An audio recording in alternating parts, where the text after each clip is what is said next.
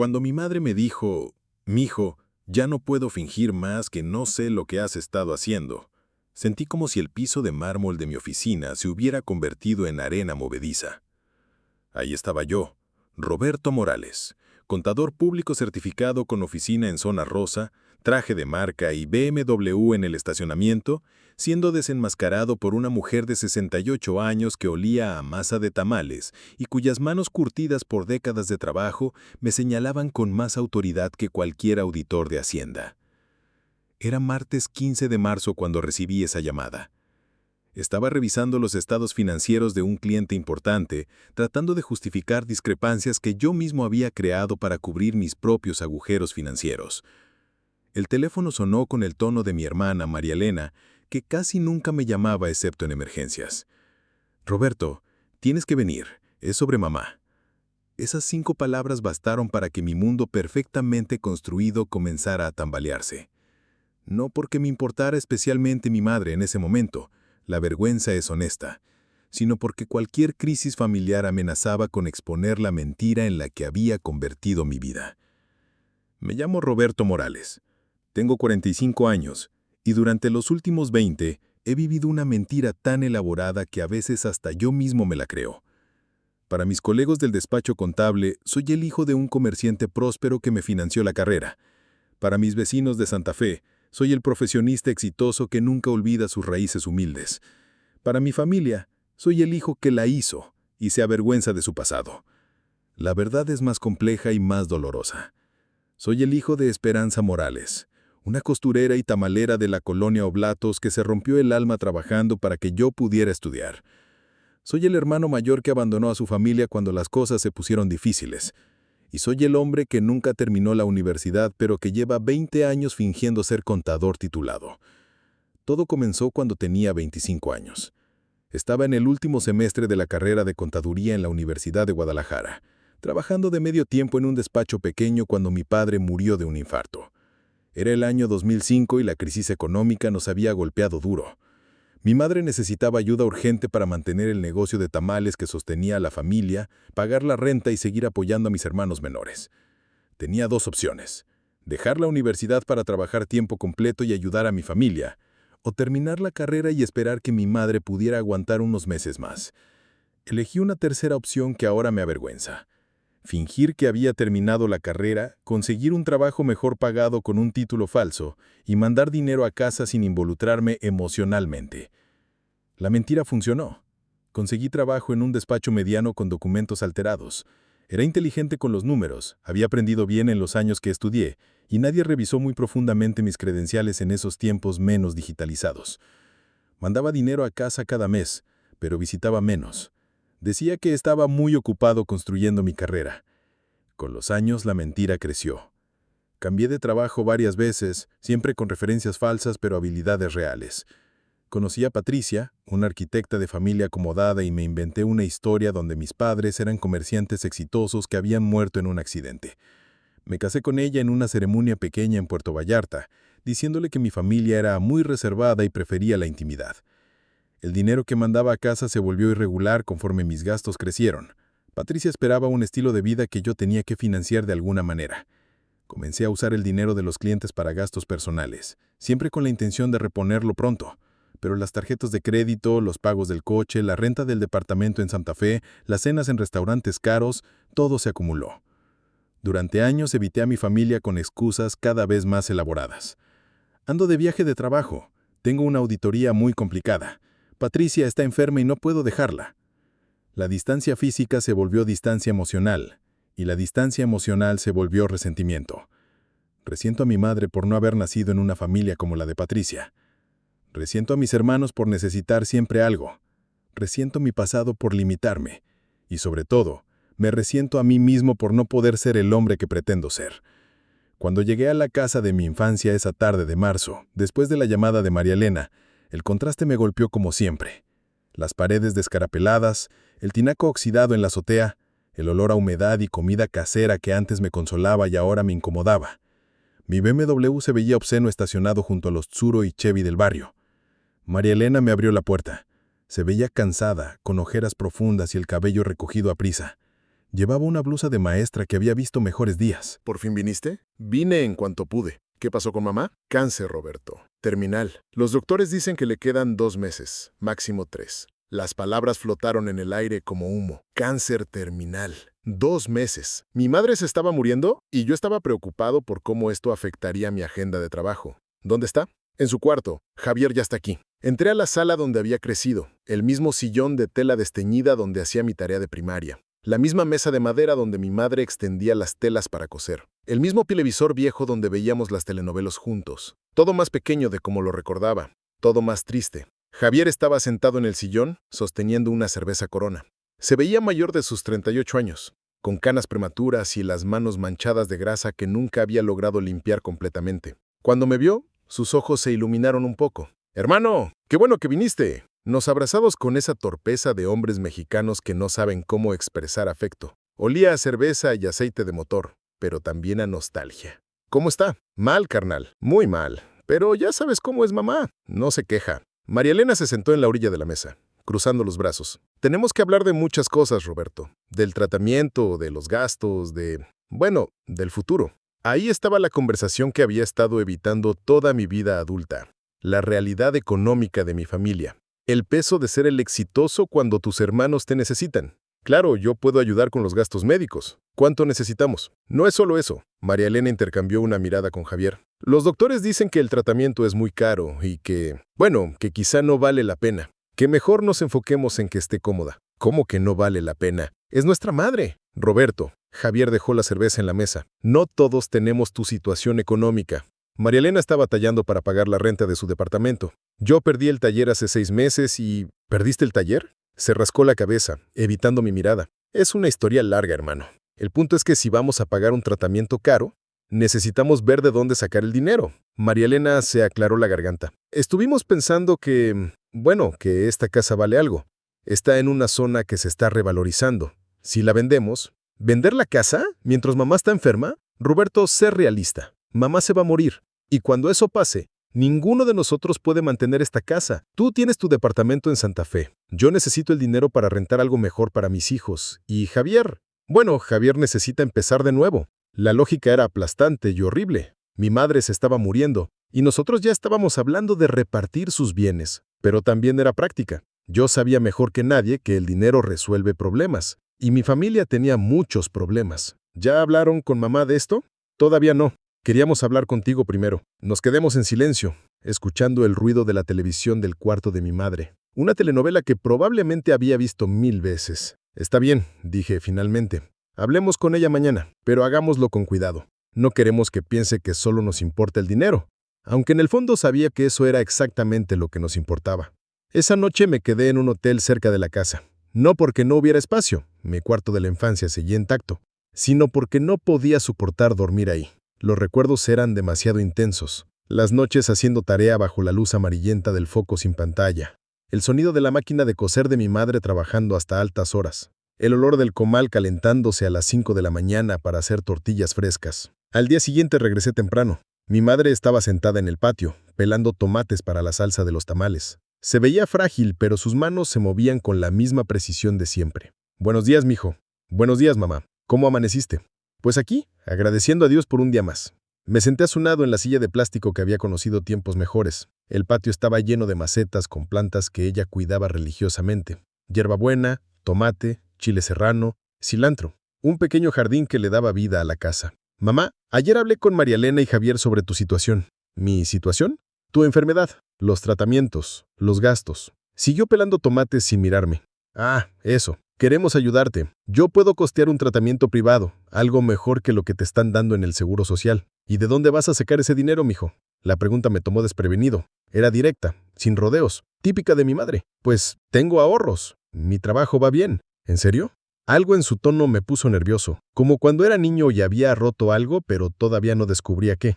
«Sí, mamá. Por eso quería hablar contigo de...» de hacer algunos cambios».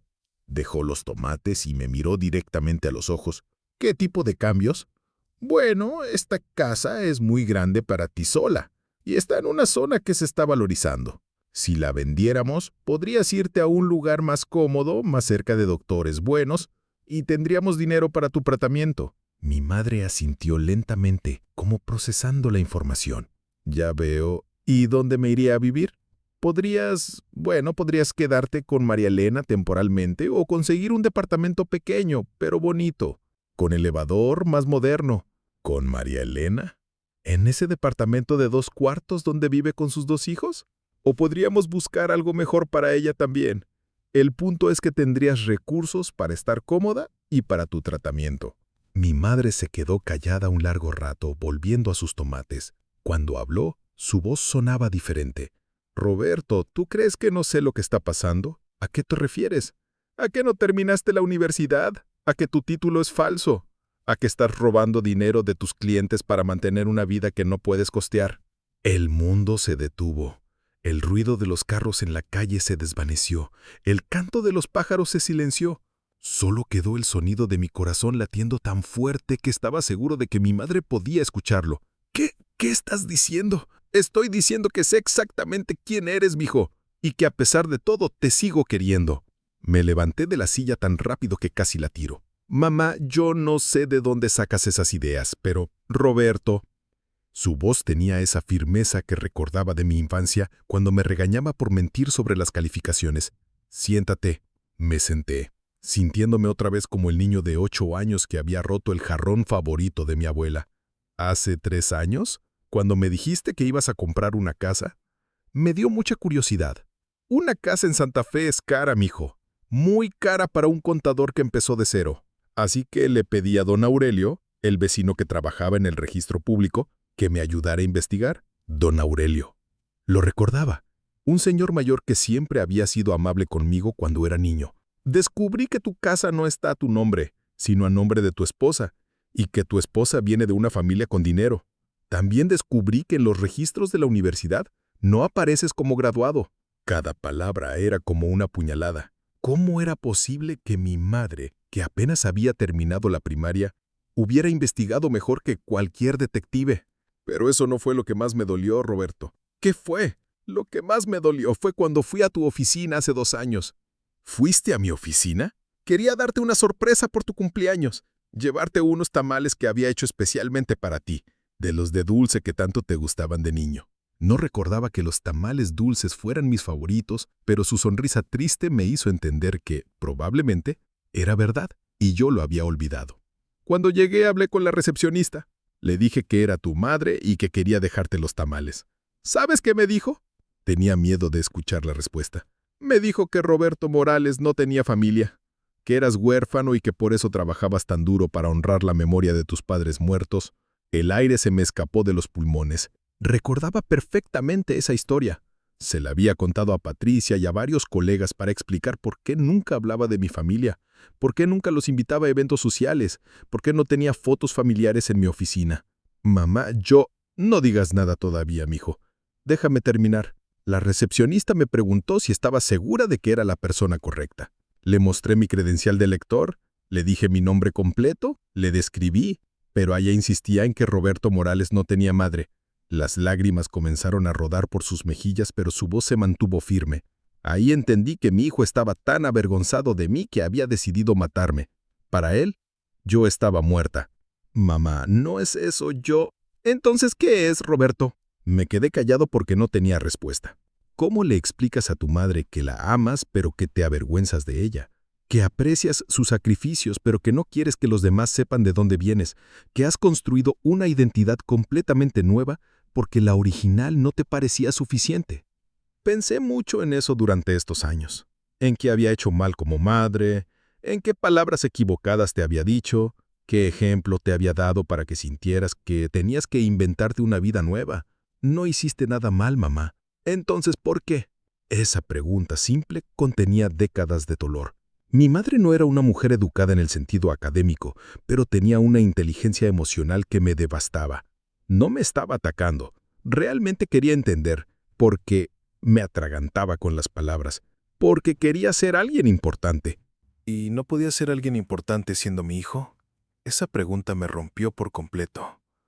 Me puse a llorar ahí mismo, en el patio donde había jugado de niño, frente a la mujer que había trabajado 18 horas diarias para que yo pudiera tener una vida mejor. No sabía cómo, mamá. Todo el mundo en mi trabajo, en mi mundo social, viene de familias con dinero, con educación. Yo no sabía cómo encajar siendo el hijo de una tamalera. ¿Y cómo te fue fingiendo ser otra persona? Era una pregunta genuina, no sarcástica. Mi madre realmente quería saber si mi estrategia había funcionado. Horrible, mamá. Vivo con miedo constante de que me descubran. Debo dinero que no tengo. Mi matrimonio está basado en mentiras. Y lo peor es que me he vuelto una persona que no me gusta. ¿Qué tipo de persona? Una persona que roba, que miente, que abandona a su familia cuando la necesita. Mi madre asintió como si hubiera confirmado algo que ya sabía. Roberto, tengo algo que contarte. ¿Qué? Ya sabía todo eso. Y he estado pagando por tus errores durante años. ¿Qué quieres decir? Se levantó con dificultad y entró a la casa. Regresó con una caja de zapatos llena de papeles. Hace año y medio, un señor vino a la casa buscándote. Dijo que trabajaba para un cliente tuyo, un restaurantero, y que habías desaparecido dinero de sus cuentas. Que iban a poner una demanda penal si no se lo regresabas. Mi estómago se contrajo. Recordaba perfectamente ese caso. Había pedido prestados 180,000 pesos para pagar las colegiaturas de fin de año de Patricia y había planeado regresarlos cuando cobrara otros trabajos. Pero los otros trabajos no llegaron y el cliente comenzó a hacer preguntas. ¿Qué hiciste? ¿Le pagué?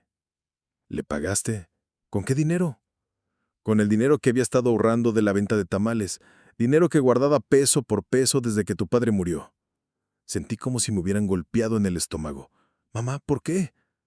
Porque eres mi hijo, y porque sabía que si ibas a la cárcel, tu vida se acabaría para siempre. Abrió la caja y me mostró recibos, comprobantes de transferencias, papeles que documentaban una historia que yo desconocía por completo.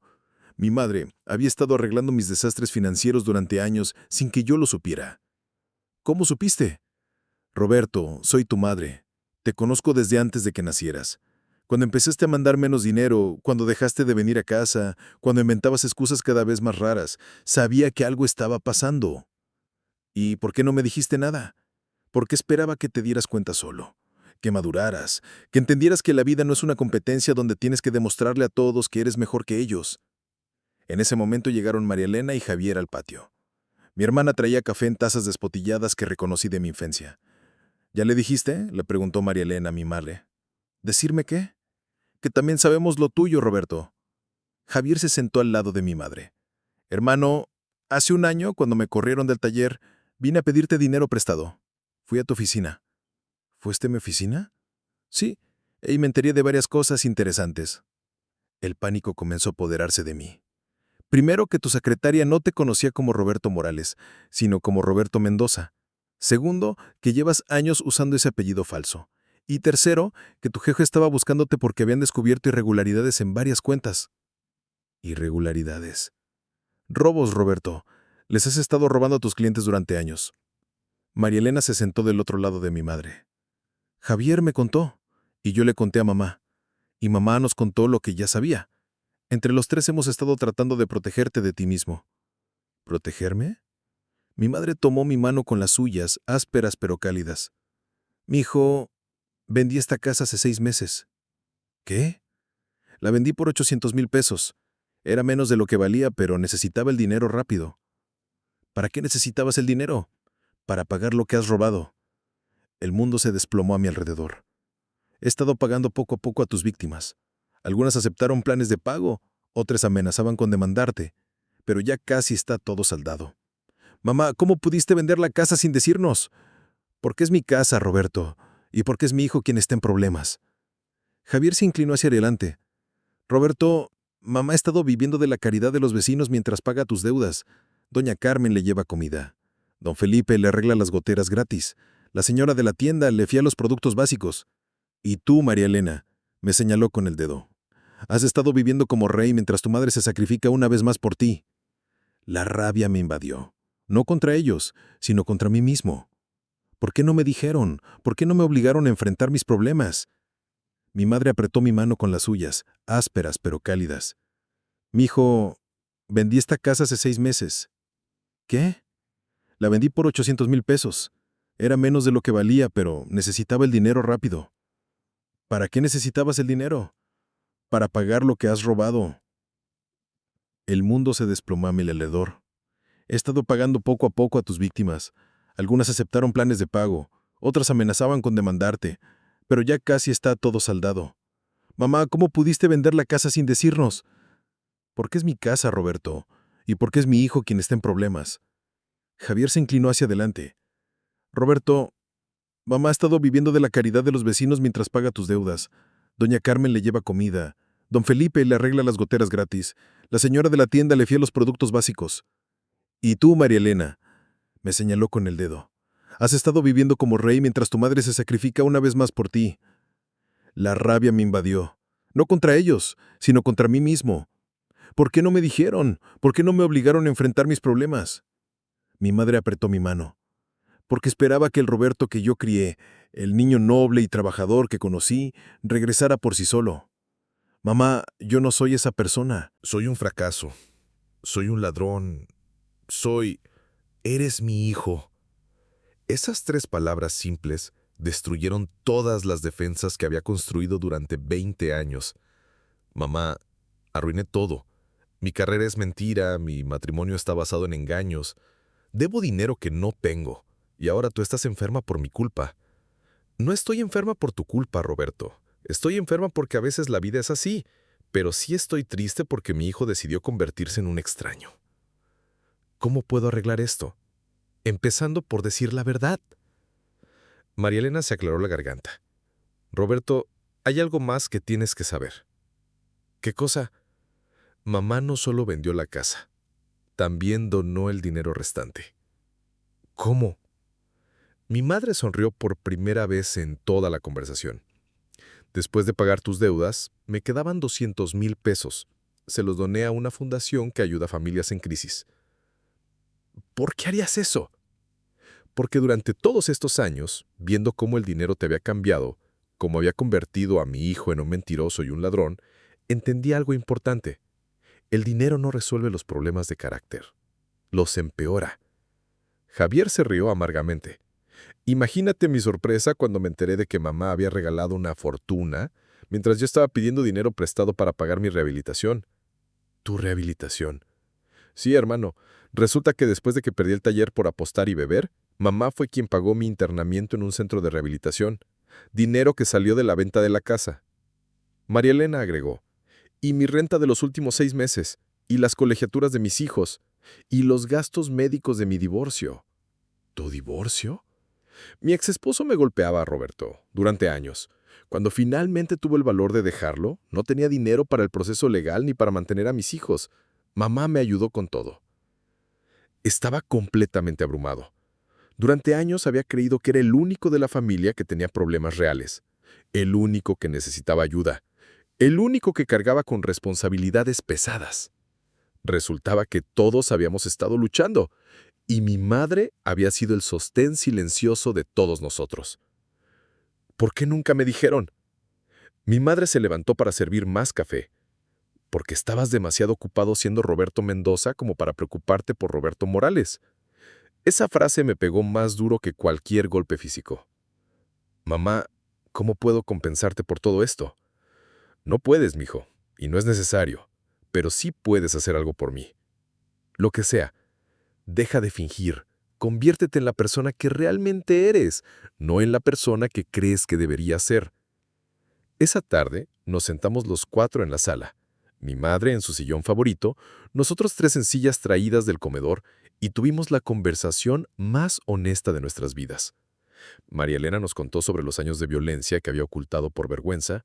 Javier admitió que el alcohol había sido su escape de la presión de ser el hijo problema en una familia donde Roberto era el exitoso y María Elena era la responsable. Y yo les conté toda la verdad. Cómo había empezado con pequeñas mentiras que se habían vuelto grandes engaños. Cómo vivía cada día con terror de ser descubierto. Cómo había perdido de vista quién era realmente en el proceso de convertirme en quien pensaba que debía ser.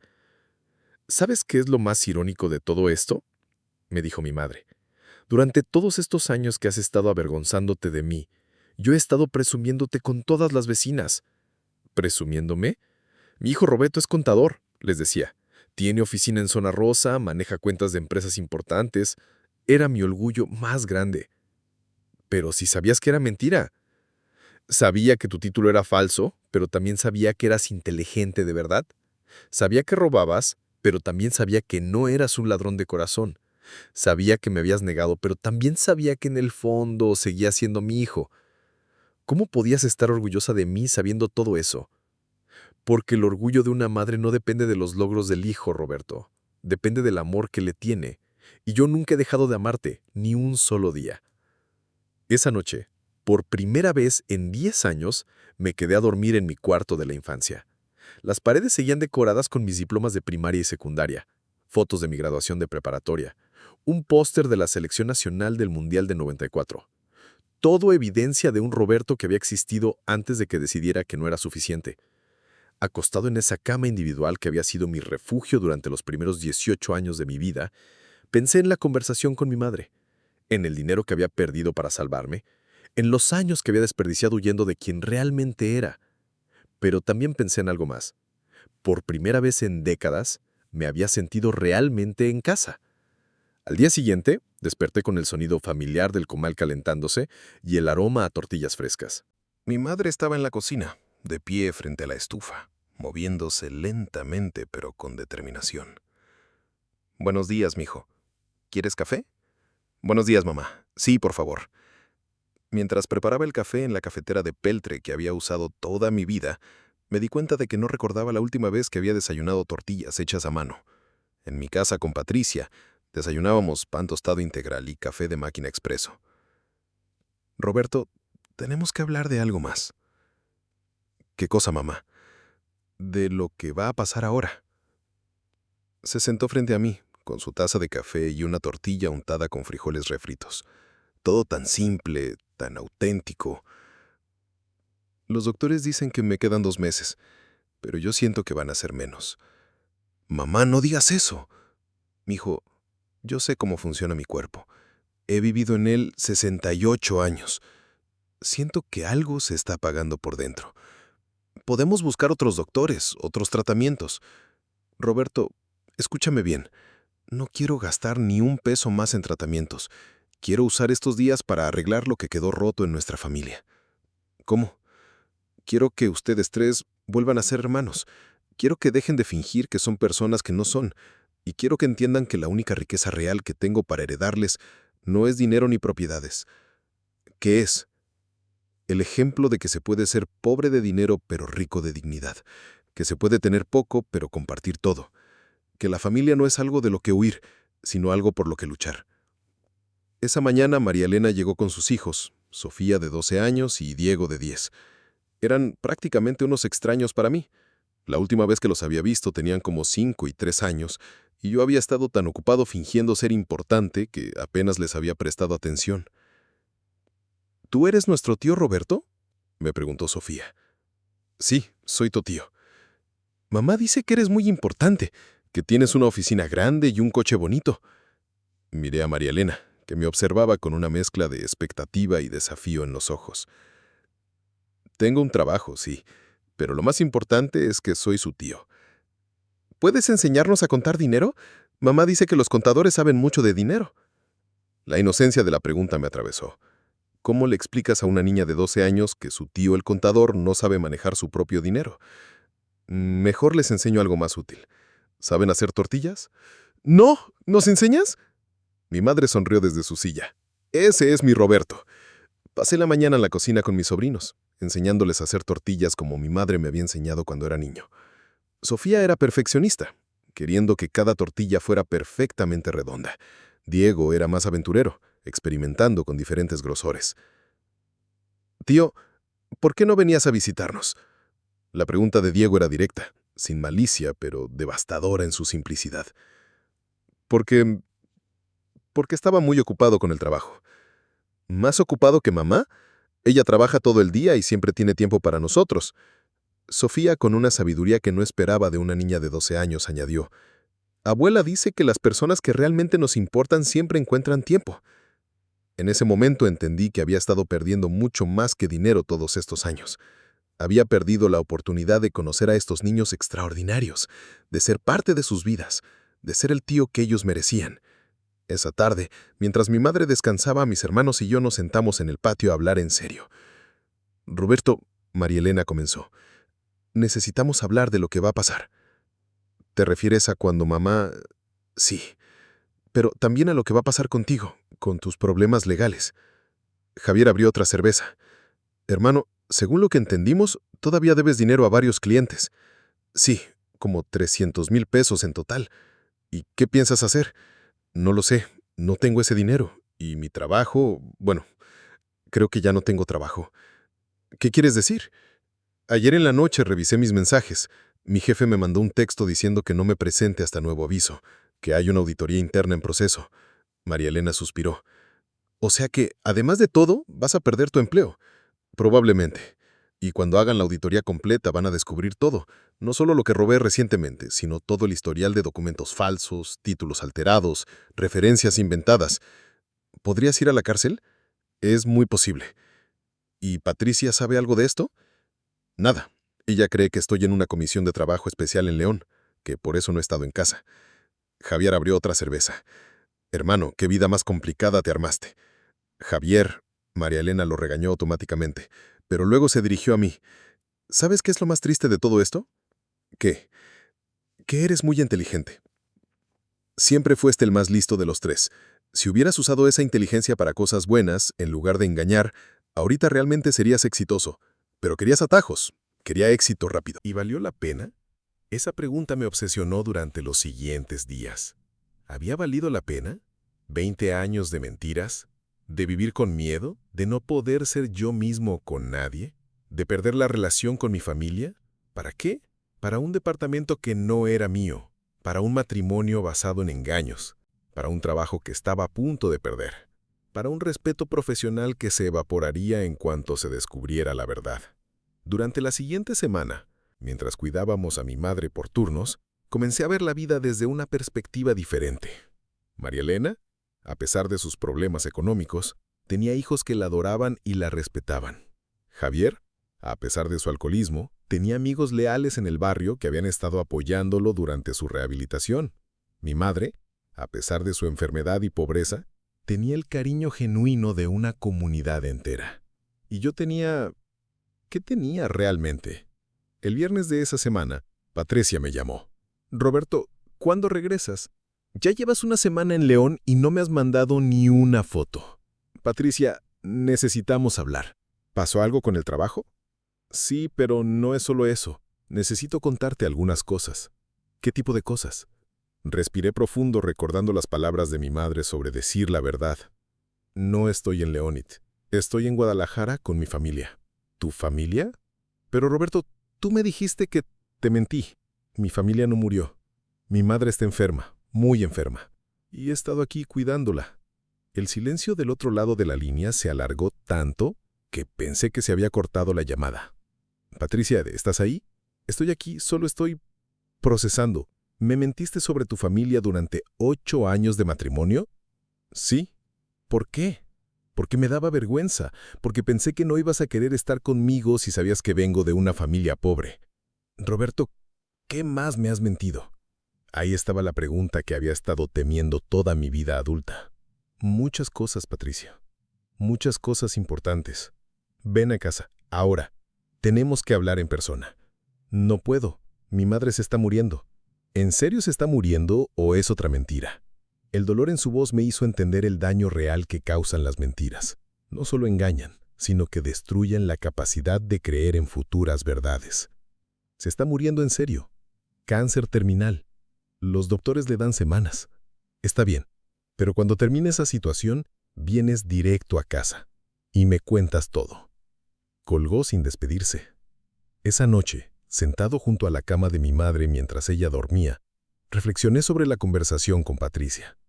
Sabía que cuando regresara a Ciudad de México, mi matrimonio probablemente terminaría. Mi trabajo ya estaba perdido. Mi reputación quedaría destruida.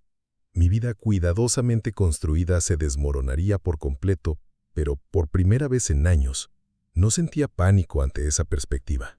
Sentí algo parecido al alivio. Mi madre despertó a medianoche encontrándome todavía ahí. ¿Por qué no estás durmiendo, mijo? Estaba pensando. ¿En qué? En que voy a perder todo. Mi casa, mi trabajo, mi matrimonio, todo por lo que trabajé durante 20 años. ¿Y eso te da miedo? Debería, pero no. Me da esperanza. Mi madre sonrió en la penumbra. ¿Por qué esperanza? Porque todo lo que voy a perder estaba construido sobre mentiras. Quizás es hora de empezar a construir algo real. ¿Y qué sería algo real para ti? No lo sé todavía, pero creo que empieza por quedarme aquí contigo hasta el final. Aunque eso signifique enfrentar las consecuencias de todo lo que hiciste, especialmente por eso. Los siguientes días fueron una montaña rusa emocional. Mi madre tenía momentos de mejoría donde parecía que los doctores se habían equivocado, seguidos de crisis donde la realidad de su enfermedad se hacía innegable. Durante uno de sus días buenos, insistió ir al mercado de San Juan de Dios a comprar ingredientes para hacer tamales. «Mamá, no deberías estar caminando tanto. Roberto, me voy a morir de cáncer, no de quedarse en casa. Mientras pueda caminar, voy a caminar». El mercado era exactamente como lo recordaba. El ruido, los colores, los olores, la energía.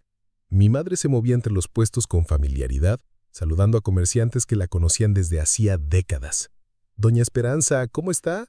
«Aquí ando, don Raúl, dando guerra». «¿Y este joven quién es?» «Es mi hijo Roberto, el contador». El orgullo en su voz era evidente, y esta vez no me avergoncé.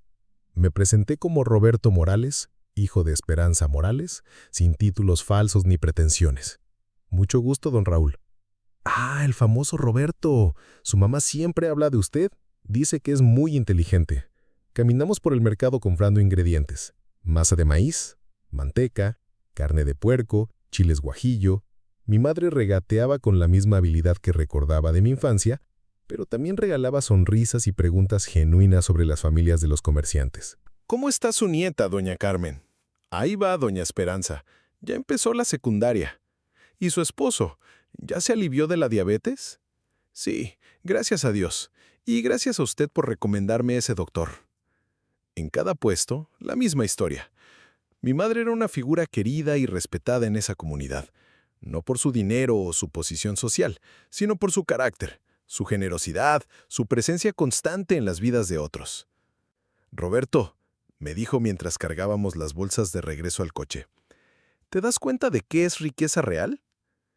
¿Te refieres a las relaciones? Me refiero a la paz de poder caminar por tu comunidad con la cabeza en alto, de saber que tu nombre significa algo bueno para la gente, de no tener que fingir ser alguien más. Esa tarde preparamos tamales juntos. Yo no había hecho tamales desde que era adolescente, pero las manos tienen memoria. Extender la masa, agregar el relleno, envolver en la hoja de maíz, amarrar con la tira de hoja. ¿Te acuerdas cuando eras niño y me ayudabas los sábados? Sí, me gustaba amarrar los tamales. Eras muy bueno, tenías manos hábiles y paciencia. Pensé que ibas a estudiar algo con las manos. ¿Cómo qué? No sé, medicina quizás, o arquitectura.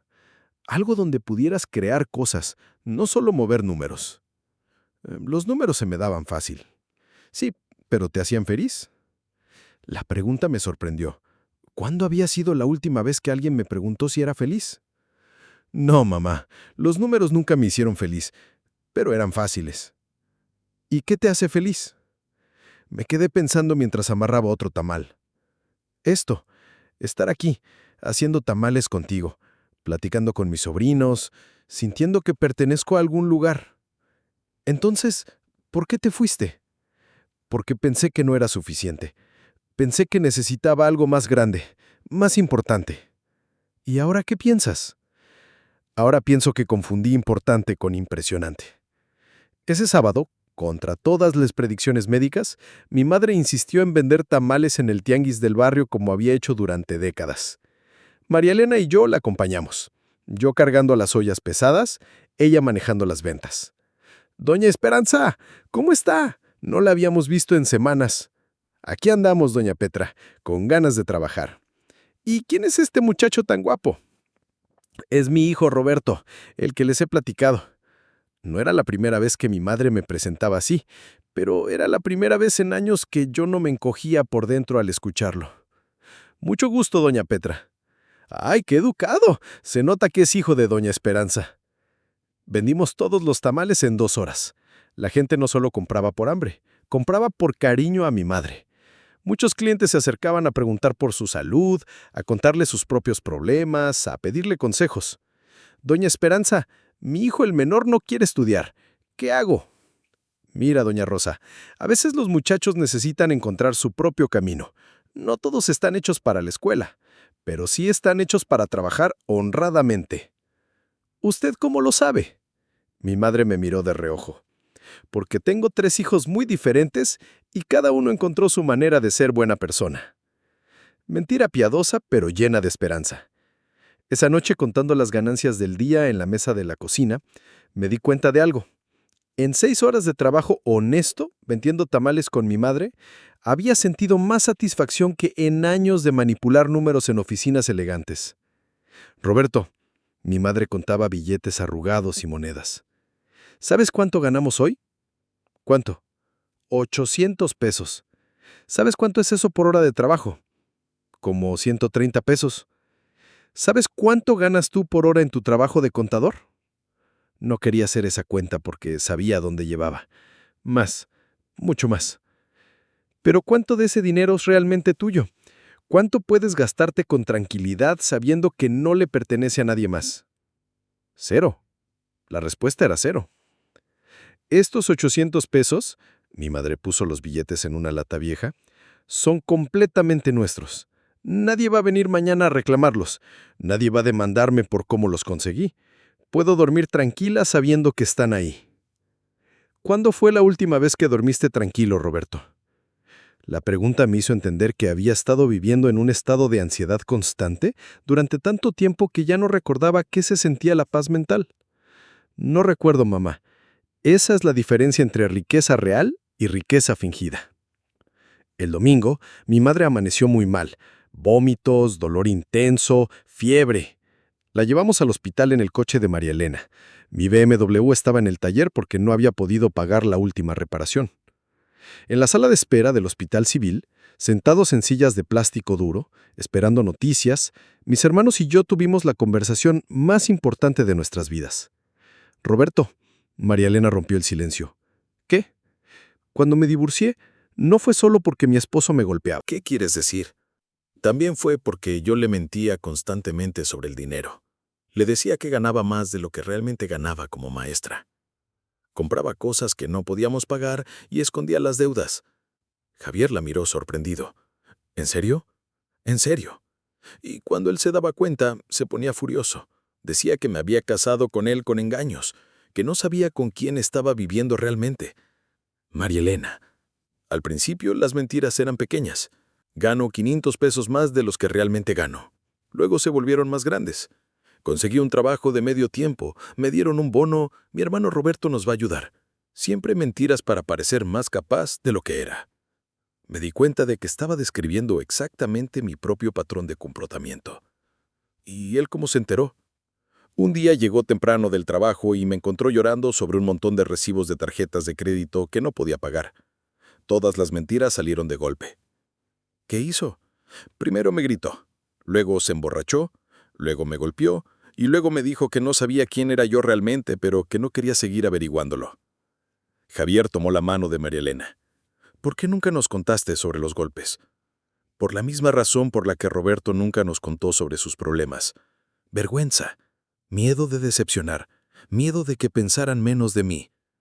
María Elena, eres nuestra hermana. Nada que hagas va a cambiar eso. ¿En serio, Javier? ¿Nada? Javier se quedó callado. Porque yo sí he pensado menos de ustedes dos durante años. ¿Qué quieres decir? Roberto, pensé que eras un snob que se avergonzaba de nosotros. Javier, pensé que eras un irresponsable que solo sabía pedir dinero y emborracharse. Bueno, no estabas completamente equivocada. Javier se rió tristemente. Pero no era toda la historia. Roberto no sabía que estabas luchando con problemas tan grandes. Javier no sabía que tu alcoholismo era depresión disfrazada. ¿Depresión? Sí, hermano. En rehabilitación me diagnosticaron depresión mayor. Resulta que había estado automedicándome con alcohol durante años sin saberlo. ¿Por qué estabas deprimido? ¿Por qué me sentía como un fracaso total? El hermano menor inútil en una familia donde Roberto era el exitoso y María Elena era la responsable. Como si no tuviera lugar. En ese momento entendí algo terrible. Los tres habíamos estado viviendo versiones falsas de nosotros mismos, creadas en respuesta a cómo pensábamos que los otros nos veían. ¿Saben qué es lo más loco de todo esto? Dije. ¿Qué? Que cada uno de nosotros ha estado fingiendo ser alguien más para impresionar a los otros dos, sin darnos cuenta de que todos estábamos fingiendo. María Elena se rió con lágrimas en los ojos. Es como una obra de teatro donde todos los actores están improvisando, pero nadie les dijo cuál era la obra. En ese momento salió el doctor. Doctor Ramírez, un hombre de unos 50 años con cara amable pero cansada. ¿Familiares de la señora Esperanza Morales? Somos sus hijos. Necesito hablar con ustedes. Nos llevó a una oficina pequeña con sillas incómodas y pósters sobre prevención de enfermedades. Su madre está estable por el momento, pero su condición se está deteriorando más rápido de lo que esperábamos. ¿Qué significa eso? Significa que el tiempo que le queda es menor del que calculamos inicialmente. Probablemente semanas, no meses. María Elena comenzó a llorar. Javier se quedó silencioso, procesando. Yo sentí una mezcla extraña de tristeza y urgencia. Doctor, hay algo que podamos hacer. Pueden asegurarse de que esté cómoda. Pueden pasar tiempo con ella, pueden decirle las cosas que necesitan decirle. ¿Podemos llevarla a casa? Si eso es lo que ella quiere, y si ustedes pueden cuidarla adecuadamente, sí. Esa noche mi madre insistió en que la lleváramos de vuelta a casa. Decía que quería morir en territorio conocido, rodeada de sus cosas, de sus olores familiares, de sus recuerdos. Convertimos la sala en una habitación improvisada, con su cama individual junto a la ventana que daba al patio donde cultivaba sus plantas. María Elena se mudó temporalmente a la casa con sus hijos para ayudar con el cuidado. Javier, que vivía a 3 cuadras, venía todos los días después del trabajo en el taller donde había conseguido empleo como empleado. Yo cancelé mi regreso a Ciudad de México. Le mandé un mensaje a Patricia diciéndole que necesitaba más tiempo. Le mandé otro mensaje a mi jefe diciéndole que tenía una emergencia familiar. Ambos respondieron con versiones de «Está bien, pero necesitamos hablar pronto». Durante esos días, cuidando a mi madre, redescubrí cosas sobre mí mismo que había olvidado. Era bueno para las tareas prácticas, cambiar sábanas, preparar medicinas, llevar el control de horarios. Tenía paciencia para escuchar las mismas historias que mi madre contaba una y otra vez cuando los medicamentos la ponían nostálgica. ¿Te acuerdas cuando te llevé a tu primer día de escuela? Sí, mamá. Llorabas porque no querías dejarme. ¿En serio? En serio. Te tuve que prometer que estaría esperándote exactamente en el mismo lugar cuando salieras. ¿Y estuviste? Estuve. Llegué 1 hora antes, para estar segura. ¿Por qué? Porque las promesas que les hacemos a nuestros hijos son sagradas, Roberto. Más sagradas que cualquier contrato o cualquier acuerdo de negocios. Una tarde, mientras María Elena estaba en el trabajo y Javier había ido por medicinas, mi madre y yo nos quedamos solos. Ella estaba recostada, pero despierta, mirando por la ventana hacia su patio. «Roberto, ¿puedes hacerme un favor?» «Claro, mamá, lo que sea. Quiero que vayas a la parroquia y le pidas al padre Miguel que venga a visitarme». «¿Estás muy mal? ¿Necesitas los santos óleos?» «No es eso. Bueno, sí, también, pero quiero confesarme». ¿Confesarte? Mamá, tú no has hecho nada malo en tu vida. Roberto, todos hemos hecho cosas de las que nos arrepentimos. Yo también. ¿Cómo qué? Como haber permitido que mis 3 hijos crecieran sintiéndose inadecuados. Mamá, tú no. Roberto, ¿por qué crees que decidiste que tenías que fingir ser otra persona? Porque quería más de lo que podías darme. No, porque te hice sentir que lo que yo podía darte no era suficiente. Eso no es cierto. ¿No? Entonces, ¿por qué desde que eras niño siempre estabas preguntando por qué no teníamos las cosas que tenían otros niños? ¿Por qué no podíamos ir a restaurantes como las familias de tus compañeros? ¿Por qué tu ropa no era de marca? Recordé esas conversaciones.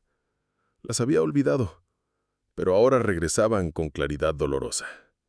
Y yo, en lugar de enseñarte a valorar lo que teníamos, siempre te prometía que algún día tendríamos más. Cuando me paguen la costura de la señora García, cuando tengamos más clientes de tamales, cuando tu papá consiga un trabajo mejor. Pero eso era natural, mamá. Querías una vida mejor para nosotros. Sí, pero sin darme cuenta, te enseñé que nuestra vida actual no era suficientemente buena. Te enseñé a no estar conforme con lo que teníamos. No es tu culpa que yo haya tomado malas decisiones. No es mi culpa, pero sí es mi responsabilidad. Como madre, debí enseñarte que la dignidad no depende de la cuenta bancaria. Esa noche, después de que el padre Miguel vino a visitar a mi madre, una conversación privada de la que salió más tranquila, me senté en mi cuarto de la infancia a escribir una lista de todas las personas a las que había lastimado con mis mentiras y engaños. La lista era larga. Patricia, obviamente. Mis clientes que habían confiado en mí su dinero. Los compañeros de trabajo que creían que éramos amigos genuinos. Mi familia que había vivido años preguntándose por qué los había abandonado. Y yo mismo, que había perdido de vista quién era realmente. Pero también hice otra lista. Las cosas que podía hacer para empezar a reparar el daño. Confesar todo a Patricia y aceptar las consecuencias. Buscar la manera de pagar a mis clientes aunque me tomara años. Entregar mi falso título y aceptar las consecuencias legales. Y quedarme aquí, con mi familia, siendo quien realmente era. La primera llamada fue la más difícil. Patricia, soy yo. Roberto, ¿ya vienes de regreso? No, necesito contarte algo por teléfono porque no tengo el valor de decírtelo en persona. ¿Qué pasó? Nunca terminé la universidad. Mi título es falso. He estado usando documentos alterados para trabajar durante 20 años. Silencio. Patricia, ¿estás ahí? Estoy aquí. Estoy tratando de entender. También he estado robando dinero de mis clientes para mantener nuestro estilo de vida. ¿Robando? Sí, y probablemente voy a ir a la cárcel cuando hagan la auditoría completa. Roberto, ¿me estás diciendo que nuestros 8 años de matrimonio han sido una mentira completa? No completa. Te amo realmente. Eso nunca fue mentira. Pero todo lo demás sí. Sí. ¿Tu familia muerta? Viva. Mi madre se está muriendo ahora, pero vivió todos estos años. ¿Tu éxito profesional? Construido sobre fraudes. ¿Nuestro dinero? Robado. Roberto, necesito tiempo para procesar esto. Lo entiendo. No, no entiendes. Necesito tiempo para decidir si puedo seguir casada con alguien que no conozco absolutamente. Colgó sin despedirse. Sabía que probablemente no volvería a escuchar su voz en mucho tiempo, quizás nunca. Pero en lugar del pánico que esperaba sentir, experimenté algo parecido al alivio. La verdad, aunque dolorosa, era más ligera que las mentiras. Los siguientes días fueron un torbellino. Mi madre entraba y salía de crisis médicas. Sus momentos de lucidez se volvían más escasos, pero más intensos. Cuando estaba consciente, aprovechaba para decirnos cosas importantes. Roberto, ven acá. Era martes por la mañana. María Elena había llevado a los niños a la escuela y Javier estaba en el trabajo. Mi madre había pedido quedarse a solas conmigo.